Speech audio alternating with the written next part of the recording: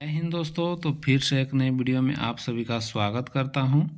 तो आज इस वीडियो में आपको झारखंड आपका होमगार्ड बहाली से संबंधित आपको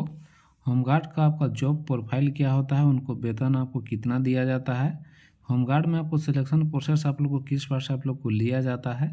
तो इस वीडियो में आपको सारा आपको जानकारी आज इस वीडियो में आपको बताने वाला हूँ। इस वीडियो को देखने के बाद आपको होमगार्ड बहाली से संबंधित आपको किसी भी प्रकार के आपको डाउट आपको नहीं रहने वाला है। बस वीडियो को आप लोग लास्ट तक देखिएगा और साथ ही साथ आप लोग चैनल पर आप लोग नए होंगे तो चैनल को सब्सक्राइब कर दीजिए और बेल आइकन को प्रेस कर लिया ताकि आपको जॉब से रिलेटेड अपडेट आपको मिलता रहेगा। और पेज पर देख रहे हो तो पेज को फॉलो ले। तो सबसे पहले यहाँ पर स्टेप की बात करें तो सबसे पहले हम लोग बात करते हैं कि आपको होमगार्ड कितने प्रकार के होते हैं, उनका आपको क्वालिफिकेशन क्या मांगा जाता है, उनका आपको सिलेक्शन फिजिकल में क्या क्या लिया जाता है, इसके बाद उनका किस पर से मेरिट बनता है और मेरिट बनने के बाद उनका ट्रेनिंग कितना दिन होता है, इसके बाद उनका ड्यूटी कहाँ लगाया जाता है और वेतन आपको कहाँ दिया जाता है। तो होमगार्ड आपको मेन रूप से दो टाइप्स का होता है। जो पहला होता है आपका ग्रामीण आपको गृह रक्षक होते हैं, दूसरा जो होता है आपको शहरी गृह रक्षक होते हैं। और जो ग्रामीण गृह रक्षक होते हैं उसके लिए आपको उस गांव या प्रखंड का आपको अस्थायी निवासी आपका होना आवश्यक है। और साथ ही साथ आपको ग्रामीण गृह रक्षक के लिए जो योग्यता आपको मांगी जाती है वो आपको 7वीं कक्षा आपको पास आपका होनी चाहिए। जबकि आपको शहरी गृह रक्षक के लिए आपका जिला उस शहर का आपका सामान्य आपको निवासी होना चाहिए। और शहरी गृह रक्षक के लिए जो क्वालिफिकेशन आपको मांगी जाती है वो आपको मैट्रिक पास यानी कि 10वीं कक्षा पास आपको शहरी गृह रक्षक के लिए आपको होनी चाहिए। और जो भी आपको जिला में जब भी आपका भर्ती आपको निकाली जाएगी तो ये आपका जिला लेवल की ये आपका भर्ती है। आपको झारखंड के हर एक जिलावार आपको हर एक ज़िला में आपको अलग अलग आपको नोटिफिकेशन आपको जारी किया जाएगा और इसके बाद आपका ज़िला के आपको तहत इसमें आपको भर्ती आपको कराई जाती है। और कहीं कहीं ज़िला में सबसे पहले तो फॉर्म आपको अप्लाई लिया जाता है और फॉर्म आपको अप्लाई करने के बाद जो भी आगे का प्रोसेस है फिजिकल ये सब आपको कराई जाती है। तो सबसे पहले एलिजिबिलिटी में आपको ग्रामीण के लिए 7वीं कक्षा पास और आपको शहरी की रक्षा के लिए 10वीं कक्षा पास आपको एलिजिबिलिटी होनी चाहिए। और फिर आपको एज की बात करें तो आपको मिनिमम जो एज आपको होनी चाहिए 19 वर्ष आपको मिनिमम एज और मैक्सिमम जो है आपको 40 वर्ष तक आपकी एज वाले इसमें एलिजिबल आप लोग माने जाएंगे। इसमें आप लोग का आवेदन को भर सकते हैं। तो सबसे पहले तो आवेदन को भरने के लिए क्वालिफिकेशन और एज आपका होना चाहिए और इसके बाद आपको शारीरिक मापदंड में आपको लंबाई और छाती का भी आपको मेजरमेंट किया जाता है, जिसमें देख सकते हैं कि पुरुषों के लिए जो आपको लंबाई होनी62 वो आपका 162 सेंटीमीटर आपको जनरल ओबीसी और बीसी का आपका हाइट होना चाहिए। और फिर आपको 157 सेंटीमीटर आपको अनुसूचित जनजाति और फिर आपको अनुसूचित जाति के लिए आपका पुरुष का आपको हाइट भी आपका इतना आपका होना चाहिए। और महिलाओं के लिए हाइट की बात करें तो उनको 148 सेंटीमीटर आपको जनरल ओबीसी और बीसी के लिए आपको हाइट होनी चाहिए। और 148 सेंटीमीटर आपका सभी आपको जो भी महिला कैंडिडेट होंगे सभी का आपको हाइट 148 आपका होना चाहिए। और छाती जो होता है पुरुषों का आपको छाती का मेजरमेंट भी आपको किया जाता है,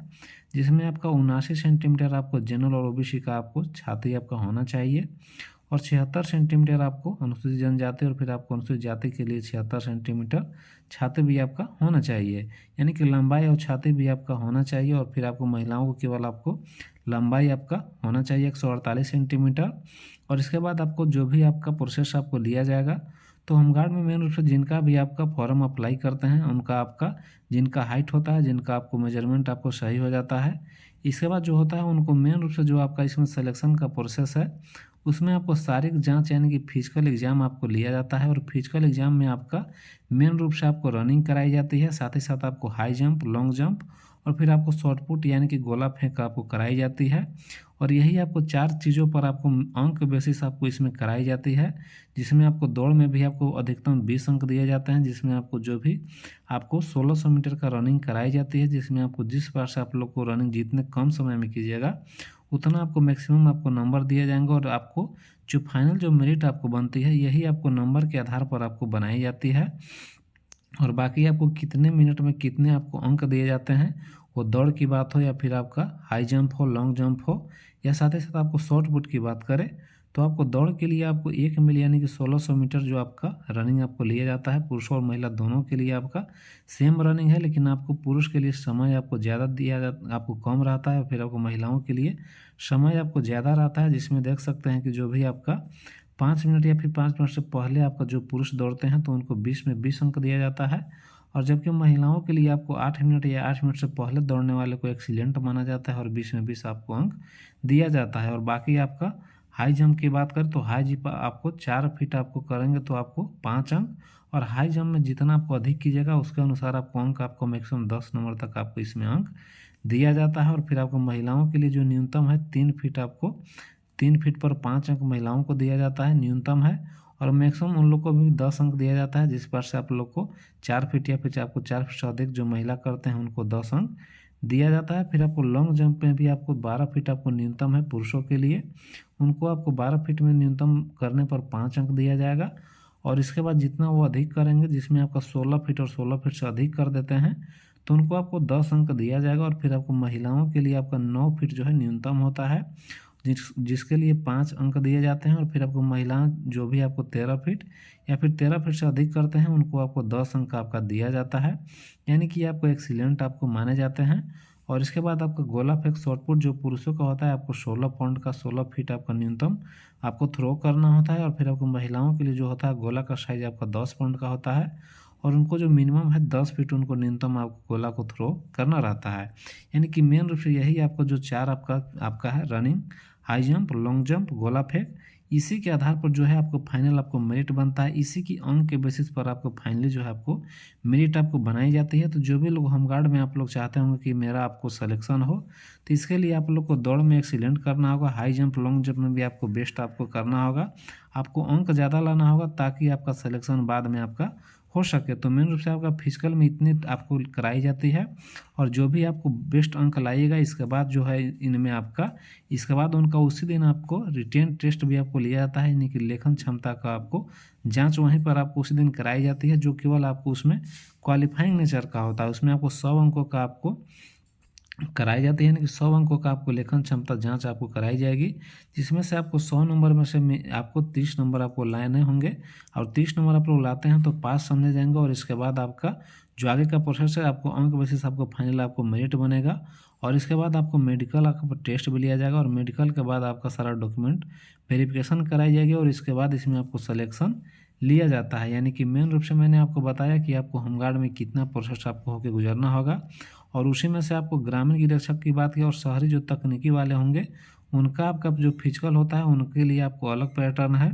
इसका भी मैंने आपको डिटेल वीडियो चैनल पर अपलोड कर दिया हूं, तो सबसे पहले आप लोग उसको जाकर देख लीजिएगा कि कितने आपको अंक दौड़ने पर आपको कितने अंक दिए जाते हैं। तो इसका आपको डिटेल वीडियो, उसका लिंक मैं आपको डिस्क्रिप्शन में दे दिया हूँ, इसको आप लोग देख लीजिएगा कि आपको शहरी के लिए किस पास आप लोग को होता है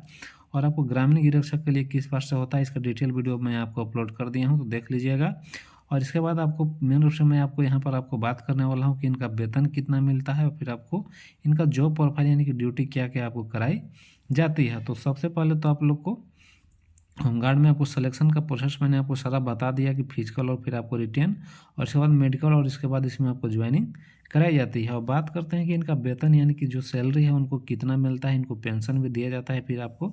नहीं दिया जाता है। तो सबसे पहले आप लोग ये समझ लीजिए कि होमगार्ड का जो आपको भर्ती है, आपको एक समाज सेवा स्वयंसेवी आपको ये संगठन है, जिसमें आपको केवल आपको वर्क डे के अनुसार इसमें आपको वेतन आपको यानी कि पैसे आपको दिए जाते हैं। होमगार्ड के लिए जिनका भी आपको इसमें ड्यूटी आपको लिया जाता है, तो आपको पहले से आपका बहुत सुधार कर दिया गया है, और जो वेतन माने इनको बहुत अच्छा खासा आपको मिलता है। यानी कि इनको आप पर डे के अनुसार आपको 1000 आपको 33 रुपये आपको हर दिन के अनुसार इनको एक दिन का आपको 1033 रुपये आपको दिए जाते हैं। यानी कि कोई भी अगर जो होमगार्ड होंगे उनको अगर जो 30 दिन आपको अगर जो ड्यूटी दिया जाता है, यानी कि एक मंथ में इनको 32,000 रुपये आपको मिल जाते हैं। यानी कि आपको होमगार्ड के लिए जो पहले आपको कम मिलता था, लेकिन फिलहाल ये आपका कोर्ट के द्वारा आदेश दिया गया, जिसमें इन लोग के द्वारा केस किया गया था, और इसके बाद आपको इन लोग का जो वेतन है उसको भारी आपको वृद्धि कर दिया गया है। यानी कि आपको 50 यानी कि 100% इसमें आपका वृद्धि करके, और आपका पर डे के अनुसार इसमें आपको 1000 आपको 33 रुपये आपको दिए जाते हैं पर डे के अनुसार। और इसमें भी आपको होमगार्ड का कोई फिक्स नहीं कि आपको रेगुलर ड्यूटी आपको करा ही जाए, यहाँ पर आपको होमगार्ड का जब आपका त्यौहार होता है या फिर आपका कोई भी आपातकाल ड्यूटी होता है, उस समय इन लोग को ड्यूटी लगाई जाती है और उसी समय इन लोग को जो भी ड्यूटी यानी कि साल में जितने दिन भी आपको ये लोग वर्क करते हैं, केवल उसी का आपको इसमें इन लोग को पैसा दिया जाता है। बाकी इन लोग को जब आपका ड्यूटी नहीं लिया जाता है तो इन लोग को आपको पैसा भी आपको नहीं दिया जाता है। और बात करते हैं कि इनको ड्यूटी कहाँ कहाँ इन लोग को कराई जाती है और आपको क्या क्या इन लोग को ड्यूटी करना पड़ता है। तो आपको होमगार्ड के लिए आपको झारखंड में जो भी आपका ड्यूटी होता है सारा जगह पर इन लोग को ड्यूटी लिया जाता है, वो आपातकाल ड्यूटी हो या फिर आपको किसी भी प्रकार का कोई आपको कोरोना ही आप लोग देख सकते हैं, कोरोना में भी इन लोग का ड्यूटी आपको लगा हुआ था। और साथ ही साथ इन लोग का बहुत सारा आपका ड्यूटी होता है जिसमें आपको क्राइम को आपको रोकथाम के लिए हो गया या फिर आपको कोई भी संपत्ति हो या फिर आपको जीवन की सुरक्षा के लिए आपको ये लोग का ड्यूटी वहाँ पर भी लगाई जाती है या फिर आपको आसूचना संग्रहण एवं आपको संप्रेषण के लिए भी इनकी ड्यूटी आपको लगाई जाती है या फिर आपको कोई भी अनियमितता गड़बड़ियों का दमन के लिए कहीं पर भी इनका ड्यूटी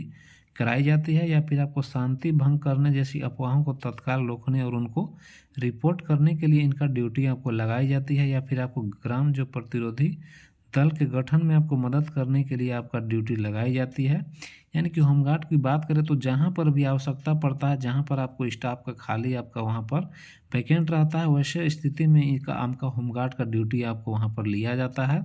ये आपका समाज सेवी है, कहीं भी आपको झारखंड में कोई भी आपदा की बात हो या फिर आपका कोई भी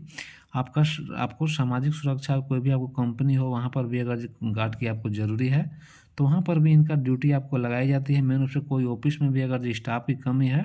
तो वहाँ पर भी होमगार्ड को लगातार वहाँ पर भी ड्यूटी जाता है। बहुत सारे ऑफिस आपका कार्यालय होते हैं जहाँ पर होमगार्ड को रेगुलर वहाँ पर आपको ड्यूटी जाता है, उन लोगों को आपको हमेशा ड्यूटी दिया जाता है। और बाकी और सारे लोगों को जो भी आपको आपातकाल ड्यूटी, कभी कभी आपको कोई दशहरा का ड्यूटी हो, दिवाली का ड्यूटी हो, मुहर्रम को भी आपको जब फेस्टिवल आती है उस समय इन लोग को तो पूरा होमगार्ड का ड्यूटी लगाया जाता है। लेकिन बाकी जो भी कोई अदर ऑफिस में ड्यूटी हो, कहीं पर आपको गार्ड के रूप में उनको ड्यूटी करना हो, वहाँ पर जिनका जो पैरवी वाला होते हैं उनको आपको हमेशा ही उनको सालों भर उनको यहाँ पर ड्यूटी दिया जाता है। यानी कि ड्यूटी भी यहाँ पर सभी को सेम प्रकार से नहीं मिलता है। कहीं कोई अगर जो ऑफिस में आपका कहीं आपका रेगुलर बेसिस काम कर रहे हैं तो उनको अच्छा खासा महीने में 32,000 आपको मिल रहे हैं, उन लोग को तो बहुत अच्छा होता है। और बाकी बहुत सारे लोगों को जब भी आपका आपातकाल ड्यूटी लगाई जाती है, जब आप कोई ओकेजन आती है, कहीं कुछ आपका कहीं कुछ आपका ड्यूटी लगाई जाती है, कुछ भी आपका होती है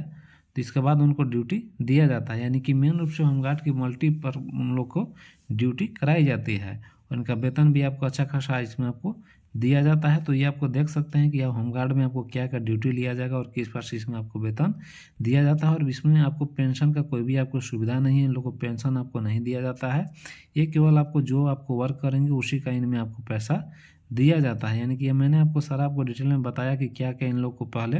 आप लोग को कैसे इसमें आपको सिलेक्शन लिया जाता है और कैसे इन लोग को वेतन और कितना आपको इसमें पैसा और कितना आप लोग को इसमें ड्यूटी आपको कराई जाती है। तो यही मैंने आपको अपडेट बताया और बाकी और कोई भी आपको डाउट होगा तो आप लोग कमेंट में पूछ सकते हैं। और बाकी नया नियमावली है आपको झारखंड में आपको होमगार्ड वाली संबंधित आपको पास हो चुकी है और इसके बाद आपको नए जो भी ज़िले में आपको भर्ती नहीं हुई है, जो भी ज़िले में आपको नया सिरे से उनका नोटिफिकेशन आपको बहुत जल्द आपको जारी किया जाएगा। और जब भी आपको किसी भी ज़िला में अगर जो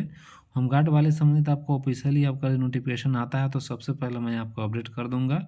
तो आप लोग टेलीग्राम चैनल से आप लोग जुड़ जाइएगा, वहाँ पर आपको सारा वैकेंसी का मैं अपडेट आपको सबसे पहले प्रोवाइड कर देता हूँ। तो आप लोग उस चीज़ को जुड़ जाइएगा, सारा का लिंक मैं आपको डिस्क्रिप्शन में दे दिया हूँ, वहाँ से आप लोग देख सकते हैं। और बाकी फिलहाल वीडियो में इतना ही और बाकी और कोई भी आपको डाउट होगा तो आप पूछ सकते हैं। और बाकी वीडियो अच्छा लगा हो तो आप लोग लाइक कर दीजिए और चैनल को सब्सक्राइब कर दीजिए और वीडियो अपने दोस्तों के पास भी शेयर कर दीजिएगा। और फिलहाल वीडियो में इतना ही और बाकी वीडियो देखने के लिए धन्यवाद।